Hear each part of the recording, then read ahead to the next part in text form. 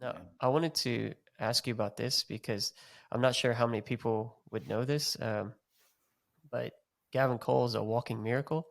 I Mm. remember it was a couple of years after I was here in Australia, I started seeing posts on Facebook saying "Pray for Gavin, pray for Gavin." Well, what had happened is you actually had collapsed. I believe I got this right. You collapsed and died while you were playing basketball at Gateway.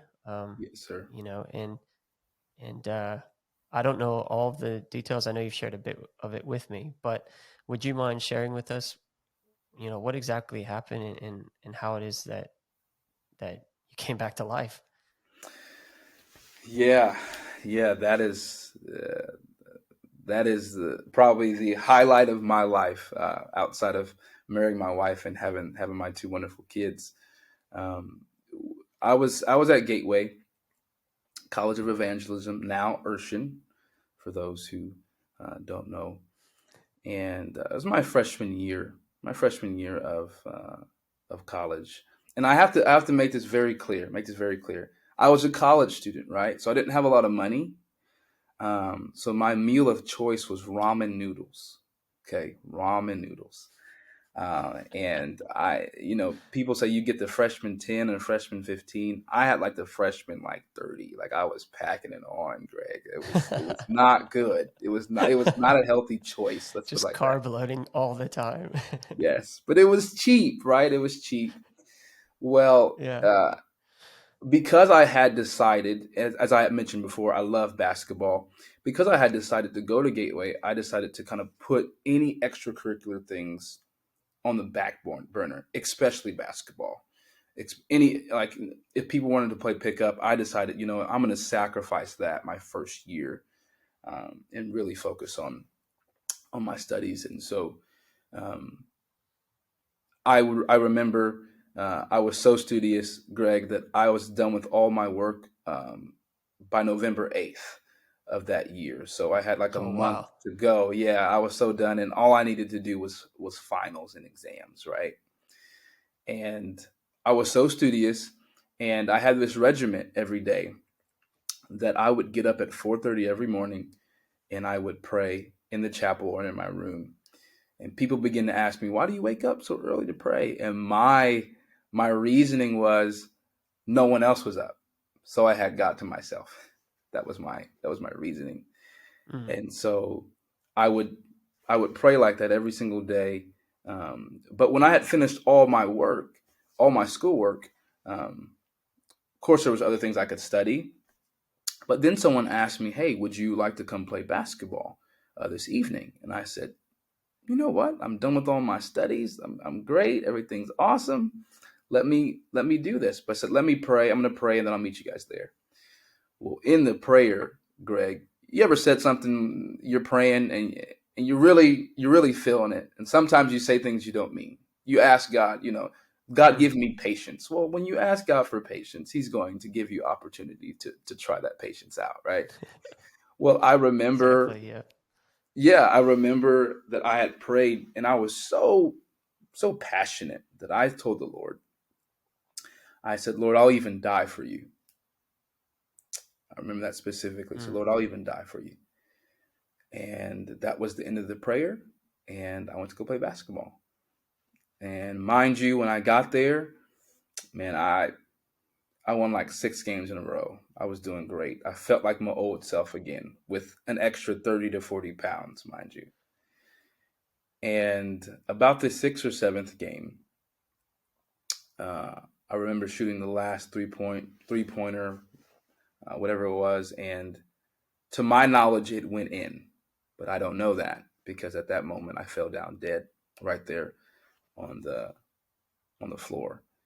And the reason why I think I made it is because when I fell down, the way that they described it was I kind of fell down, kind of, really smooth, really really smooth, not really hard, just smooth. And so people, they know I'm a jokester. They thought I was joking, Greg, and they went out to go get a Mm. drink of water. And there I lay for about, give or take, 7 to 10 minutes there on the floor. Now, if you know anything about not having any oxygen to the brain, that's not really good. That's not really good at all. Well, they came in and they tried to do mouth to mouth and resuscitation, all those wonderful CPR things, and nothing was working. They called the ambulance, and they finally got there, and they tried to do CPR, and they were able to get kind of like a little rhythm, but then it went away, and a little rhythm, and then it went away. Well, simultaneously, they're trying to call uh, my mom, and she lived in Kansas City, where I grew up, and I was going to school there in St. Louis. Well, it's about a 3.5, 4 hour drive, and she made it there like in two. She was flying. She was Wow. flying, and they got me to the hospital. Not really stable, not really there. The students at Gateway, they were praying, and that's what you saw. People began to uh, blast social media, which I'm thankful for. I believe God heard every prayer that you guys prayed. But they began to blast social media, and people began to pray. Well, during that space, that 2.5, 3 hour space where I really wasn't there, the doctors kept coming out to the students to say, "Hey, he's dead. We just really needed to identify the body. He's gone. We're just kind of waiting for mom to kind of arrive there." And to make a long story short, my mom kind of flies in, comes into the hospital, and the students had stopped praying, but she basically tells them, "Hey, my son's going to live. My son's going to live today."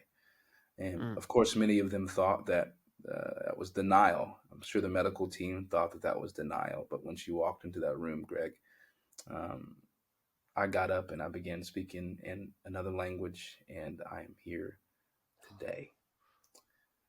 And that is my story. Wow. The Lord has been very, very kind to me, very, very good to me. Um, Mm. so yeah, that's my story. Man, that's amazing. I didn't realize it was that dramatic as far as the resuscitation goes. I thought, um, yeah, I thought it was over time. You sort of lose your memory of things over the years, especially um, because I wasn't there. But man, that Yeah, is amazing. That is a powerful story. yeah. And I'm sure there were some ebbs and flows in the hospital where, things kind of worked and then didn't. But the testimony is really, um, though that was simultaneous, that was kind of dramatic. There were still some ebbs and flows there. But I think the testimony really is with the medical team. They really didn't have any words. That's what did it for Wow. me. Obviously, I wasn't there, so my biggest testimony that I can say for me, for you guys, experiencing it on the outside in, super super dramatic, super awesome. But my testimony was to see the bafflement of every single, uh, all the medical team. They just didn't know what to do. They didn't know what to say.